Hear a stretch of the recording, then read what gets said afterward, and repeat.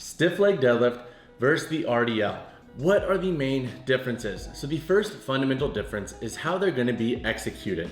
The RDL is a top-down exercise that focuses more so on the eccentric loading pattern and builds hinge strength, while the stiff leg deadlift starts from the floor. So it's going to be a bit more concentric in nature because we're picking that weight up off the floor, we're focusing on breaking the floor, and that is the main fundamental difference between how they're executed. But let's take it a step further and talk about the intent behind each, because I think that plays hugely into the fundamental differences between each exercise. So when it comes to the intent of each exercise, I like to put them in different buckets. The RDL is a very posterior focused exercise, meaning that it targets musculature of the backside because, again, we are focusing more so on the eccentric, aka lengthening movement pattern for a lot of the muscles on the backside, including glutes, hamstrings, etc. Now, when it comes to applicability of the RDL, I think there's much more applicability towards other exercises that involve the hinge. So the RDL is going to be often a better bet for strengthening movements like your snatch, your clean and jerk, and any other exercise where we need to hinge. And this includes the deadlift as well. Now, the stiff leg deadlift, on the other hand, is a bit more specific to improving your deadlift strength, and more specifically diving down the rabbit hole of focusing on strength off the floor. Since we're gonna have a more stiff leg position, so we're gonna have less knee flexion, that barbell will usually be a bit further out from us compared to our normal conventional deadlift. And what that's gonna do is it's gonna have us focus a bit more on maintaining a very strong hip angle. The barbell will start a bit further out compared to our conventional deadlift, and this can help us build strength off the floor when it comes to building up the hamstrings, glutes, and other muscles required for maintaining certain positions. Now, the stiff leg deadlift will not have as much applicability to other exercises like the RDL. I think it is a bit more specific for the deadlift, and especially when you are trying to focus on strength off the floor,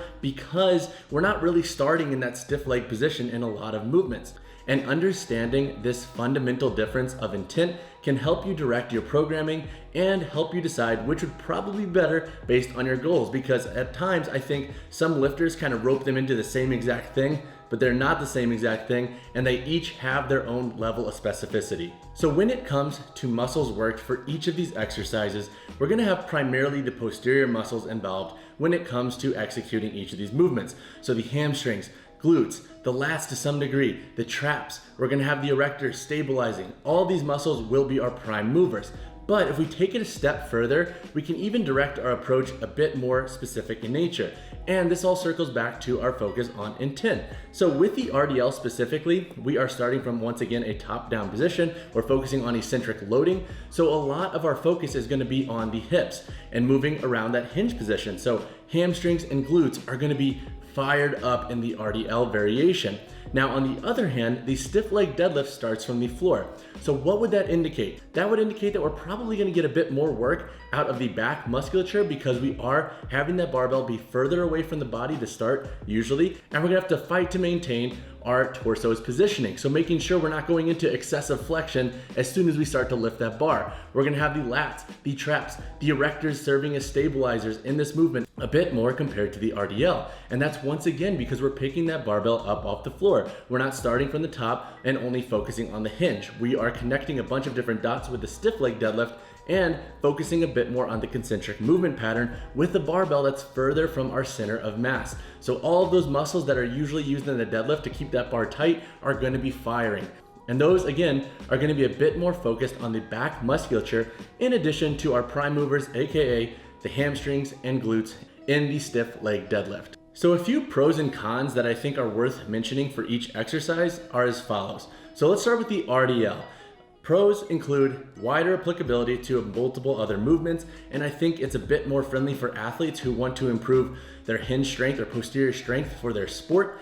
Number two, it is a bit more beginner friendly. There's a lot of different variations you can do, and it's a really great exercise for teaching the fundamentals of the hip hinge. You can use landmine variations, dumbbell variations. There's so many different variations you can play with to teach this exercise and to have it executed correctly.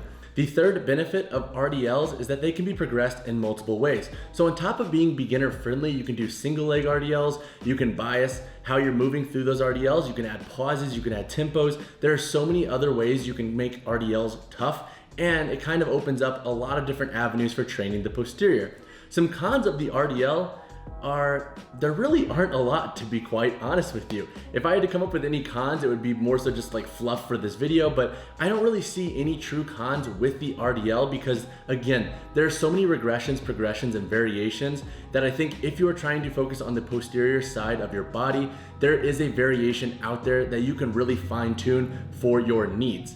Now, the stiff leg deadlift, let's talk about some pros and cons. Some pros with the stiff leg deadlift is number one, I think it could be a useful tool for teaching control off the floor and to focus on strength when breaking the floor. So once I think you are a bit more in tune with understanding how to deadlift, this is a decent variation to play around with when it comes to focusing on breaking the floor. Because we're starting with that barbell further away from our center of mass, I don't really like to recommend the stiff leg deadlift for a lot of beginners because if we have to still work on our fundamental movement patterns with the deadlift, I don't see a point in increasing our hip height, pushing the barbell away, and then asking a beginner to understand the differences between a conventional starting position and a stiff leg position. So the benefit here is that it can have specificity for breaking the floor for lifters who are accustomed to deadlifting and understand how to perform deadlifts really well to begin with. The second benefit of the stiff leg deadlift is, once again, I think it could be better for targeting some of the back musculature when it comes to creating stability at the torso when breaking the floor in the concentric movement pattern of a deadlift.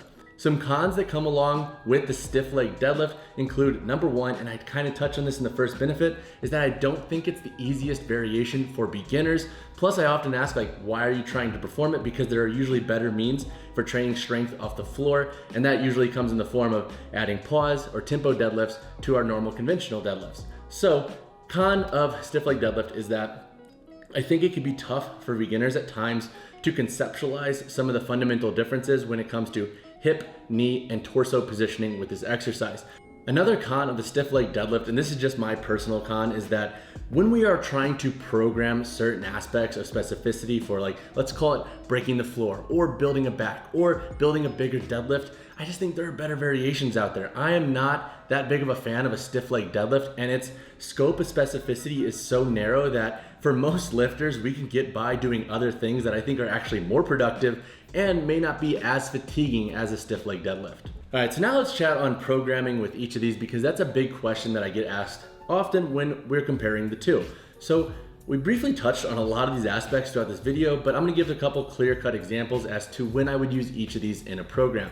So the RDL from a whole is usually a better option, I think, for focusing on posterior strength because, again, regressions, progressions, and variations out there, we can find variations that work for nearly every lifter. So when we're trying to focus on eccentric loading patterns, hinge strength, posterior muscles, so hamstrings, glutes, stability of the erectors, the back as a whole, I think it's a bit easier to plug in the RDL in programs and make them work with our fatigue levels and our goals. Plus, we can make them a primary exercise when focusing on posterior strength. This makes them an invaluable tool for a lot of different things. Plus, I think the RDL has way more applicability for a wider range of sports and needs. So when it comes to programming, I think the RDL is bar none a better option for focusing on posterior strength specifically and building our hinge strength and mechanics. Now, when it comes to the stiff leg deadlift, we briefly talked on this earlier too, but I think one of the areas where it excels to be programmed for is anybody who's focusing on strength off the floor. If you notice that you are not that strong off the floor, then the stiff leg deadlift can be a useful tool because I think when we put that barbell further away from the body and start with a higher hip angle, we have to be a bit more cognizant of what's going on in our hips and torso. So if you notice any discrepancies in your starting position when doing conventional deadlifts, these can be a useful tool to really focus in and hone in on any of those specific skills. So when our goal is building strength off the floor or just focusing on maintaining stronger hip and torso angles, the stiff leg deadlift can be useful. But again, it's not usually my go-to option for a lot of goals and needs just because I think there's a higher bar for competency. Plus, if a lifter doesn't have a coach to kind of help them navigate some of the differences and some of the fine-tuned differences of the starting position with the stiff leg deadlift and its execution, then I think it can be a bit more dicey. So when programming as a whole, RDL is going to be a better, more applicable approach to training the posterior, while the stiff leg deadlift is going to train the posterior too. But I think it has a way more specific approach when it comes to training strength off the floor and focusing on deadlift starting mechanics when it comes to focusing on hip and torso angle. Since we're changing our angle from our conventional setup, we need to build a cognizance of the two and compartmentalize them each. So if you are trying to fine tune the skills of what it's like to start with a lower and higher hip angle, the stiff leg deadlift can be a useful tool to do so. All right guys, that wraps up this video on the RDL versus stiff leg deadlift. If you have any questions or any thoughts on this topic, drop comments down below. I try to engage with everybody and answer everybody pretty thoroughly. So please reach out if you have anything. And as always guys, drop a like, drop subscribe. I will see you guys in the next one. Stiff leg deadlift versus RDL. What are the differences? I can't tell. If you want to know and you want to grow, just sit back and watch the show. Stiff leg deadlift versus RDL. What are the differences? I can't tell. If you want to know the differences and grow, sit back, bro, and watch the show.